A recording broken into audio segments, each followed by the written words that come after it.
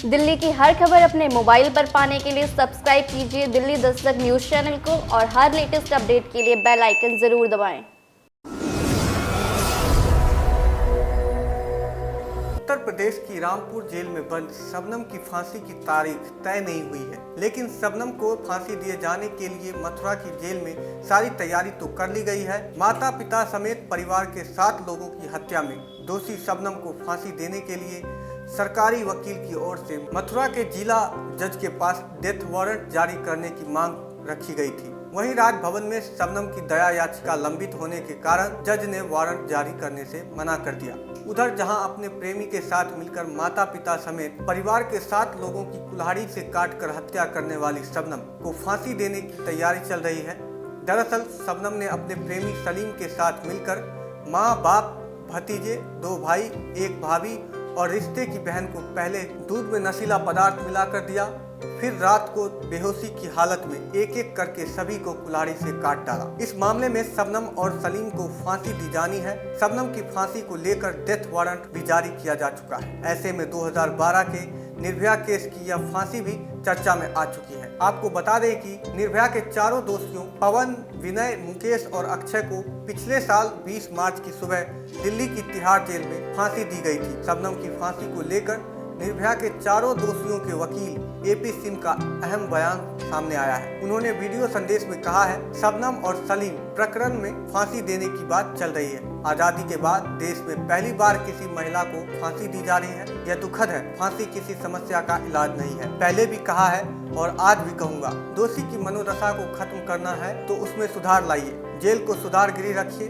फांसी घर मत बनाइए। आपको बता दें कि जेल में जन्मे सलीम और शबनम के बेटे ताज ने दया याचिका में लिखा है, राष्ट्रपति अंकल जी, मेरी मां को माफ कर दो। इस पर निर्भया के दोषियों के वकील एपी सिंह का कहना है कि इसमें शबनम के बच्चे ताज का क्या कसूर है, उसका तो एक ही सहारा उसकी माँ है। एपी सिंह का कहना है कि जब सलीम और शबनम को फांसी हो जाएगी तो वह बच्चा तो अनाथ हो जाएगा। शबनम और सलीम प्रकरण में जो फांसी देने की बात चल रही है कि देश की प्रथम महिला को पहली बार फांसी दी जाएगी आजादी के बाद, दुखद है। फांसी किसी समस्या का इलाज नहीं है। मैं पहले भी कहा है, अब भी कह रहा हूं।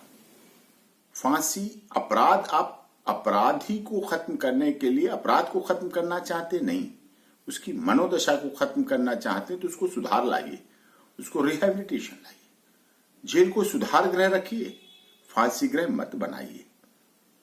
अगर आप आंख के बदले आंख लेंगे, जो फांसी का सिद्धांत पे आप जा रहे हैं कि आंख के बदले आंख लेनी है हमें, तो एक दिन ऐसा आएगा सारी दुनिया अंधी हो जाएगी।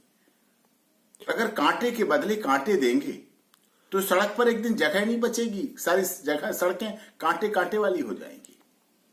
और यह अवधारणा भारत में तो अभी चल भी रही है। ये आतंकवादियों के लिए उचित था कि आतंकवादियों को आप कैपिटल पनिशमेंट से पनिश करें, यह आपकी भावना थी, लेकिन आप सभी के लिए जो सिद्धांत बनाया है वो गलत है। दुनिया भर के जब हम वसुधैव कुटुंबकम की बात करते हैं, इंटरनेशनल लॉ की बात करते हैं, तब आप पाते हैं कि 100 से अधिक देशों में फांसी की सजा खत्म हो चुकी है, पूरी तरह से खत्म हो चुकी है। एमनेस्टी इंटरनेशनल इसके लिए लड़ रही है। फिर क्या फायदा एमनेस्टी इंटरनेशनल के काम करने का पूरे देश में? महात्मा गांधी के सिद्धांत के खिलाफ है। फांसी हिंसा है, सरकारी हिंसा है। सरकारी हिंसा नहीं होनी चाहिए। सुधारने का अवसर दीजिए। आप सुधार सकते हैं। अंगुलीमाल डाकू को आपने सुधारा। महात्मा बुद्ध के सिद्धांत को देखिए, आप किस तरह से परिवर्तन ला सकते हैं। वैसे ही अकाल मौतें बहुत हो जाती हैं, सरकारें नहीं रोक पाती। सरकारों की स्थिति में रोकने के नहीं है, प्राकृतिक आपदाओं से हो जाती हैं, क्या हम उन्हें रोक पाते हैं? फिर ऐसी स्थिति में है हम स्वयं फांसी का फंदा लगा के उसे मारें, उसकी हत्या करें।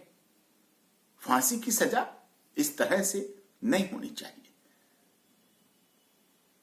हमारा देश का संविधान, माननीय सर्वोच्च न्यायालय कहता है कि 99 दोषी चाहे छूट जाएं, लेकिन किसी एक निर्दोष को सजा नहीं होनी चाहिए।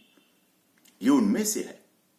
क्या आप सोच सकते हैं एविडेंस, चार्जशीट, फ्रिवोलियस एविडेंस, जिस तरह से चार्जशीट बनती है, जिस तरह से एविडेंस कलेक्ट होती हैं, जिस तरह से हमारी जांच एजेंसियां काम करती हैं, जिस तरह से आर्गुमेंट होती है, जिस तरह से कई बार पुअर ट्रायल होते हैं, जिस तरह से एक्यूज की बात नहीं पूरी रखी जाती है कोर्ट में, पूरी चीज नहीं आ पाती, उन सब आधारों पर फांसी की सजा उचित है देश में? नहीं। इसीलिए शबनम सलीम प्रकरण में भी उत्तर प्रदेश सरकार को और देश के महामहिम गवर्नर महोदय को, जिनके पास शबनम की याचिका भेजी गई है, और देश के महामहिम राष्ट्रपति को, जिनके पास उस निरीह बच्चे ने, उसका क्या दोष, उसका एक सहारा मां भी नहीं होगी तो वो तो बेसहारा है, उसे क्यों अनाथ बनाएंगे आप? हो सकता है उसके प्यार उसे जीवन बदल दे, उसको सुधार दे, हो सकता है वो बेटा सुधार की अग्रणी बन जाए। ऐसी स्थिति में देश के महामहिम राष्ट्रपति महोदय को और उत्तर प्रदेश सरकार और राज्यपाल महोदय को उसकी याचिका पर खुले मन से, बिल्कुल खुले मन से, जीवन देने के आधार पर, जी और जीने दो के आधार पर करना चाहिए सुनवाई, और फांसी की सजा शबनम और सलीम को नहीं होनी चाहिए।